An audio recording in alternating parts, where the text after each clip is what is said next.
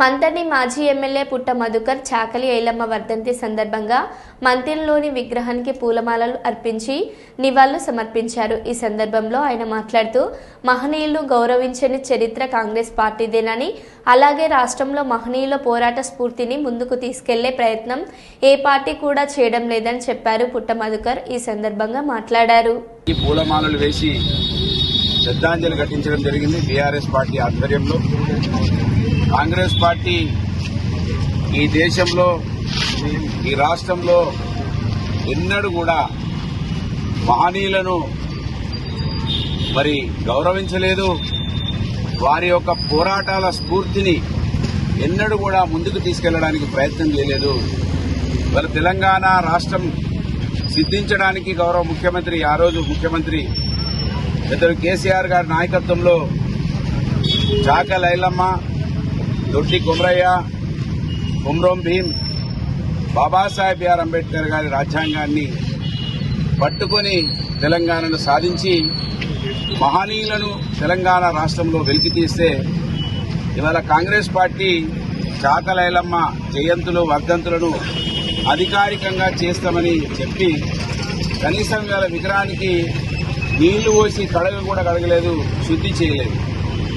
అంటే వాళ్లకు ఏ విధమైనటువంటి మహనీయుల మీద భావన ఉన్నదో కనబడతా ఉన్నది.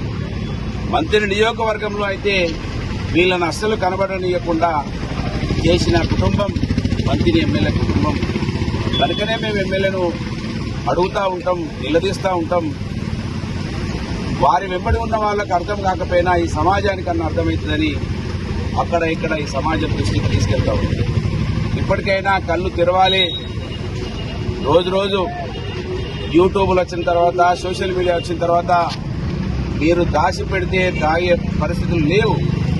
వారు అర్థమైపోతా ఉన్నారు. మహనీయులు సామాన్య ప్రజానీకానికి అర్థమైపోతా ఉన్నారు. వాళ్ళ చరిత్ర ఎప్పుడైతే తెలుస్తుందో ఈ కుర్చీలు కదలక తప్పయ్య అనే విషయాన్ని ఈ సందర్భంగా కాంగ్రెస్ పార్టీని రేవంత్ రెడ్డి గారి ప్రభుత్వాన్ని హెచ్చరిస్తూ, ఇది బాధాకరమైన అంశం. మరి రేవంత్ రెడ్డి గారి మధ్యలో జయపాల్ రెడ్డి గారిది వాళ్ళది వీళ్ళది విగ్రహాలు పెడతా ఉన్నారు. మా చాకలి ఐలమ్మని ఎందుకు చూడబుద్ధి అవుతలేదు? ఈ మంత్రిలో ఇవాళ మంత్రి ఎమ్మెల్యే జవాబు చెప్పాలి. మీరు చాకలి ఐలమ్మను ముట్టుకోరు, చాకలి ఐలమ్మకు పూలేయరు, బాబాసాహెబ్ బిఆర్ అంబేద్కర్ గారి విగ్రహాన్ని ముట్టుకోరు. మీరు ఎంతసేపు ఓట్లు వస్తే ఈ కులాలను వాడుకోవడం మీకు అలవాటు అయిపోయిందనే విషయం ఇలా తేట తెల్లమైపోయింది. మీ చేతిలో మున్సిపాలిటీ ఉన్నది, యంత్రాంగం ఉన్నది, కనీసం నీళ్లు పెట్టి కడగరా విగ్రహాన్ని. ఇదేనా మీ నీతి, మీ జాతి? ఏ మాత్రం ఈ సమాజం కోసం పనిచేయని మీ నాయనకు మొక్కమంటారు, మీ నాయనను పూజించమంటారు, ఇంటింటికో విగ్రహాలు పెట్టుకోమంటారు. మా నాయన విగ్రహం పెట్టుకున్న వాళ్ళకే పదవులు పథకాలు ఇస్తామంటారు. ఈ నీతి ఈ సమాజానికి తెలవాలని మరి సందర్భంగా హెచ్చరిస్తూ, ఇవాళ వారి జయంతిని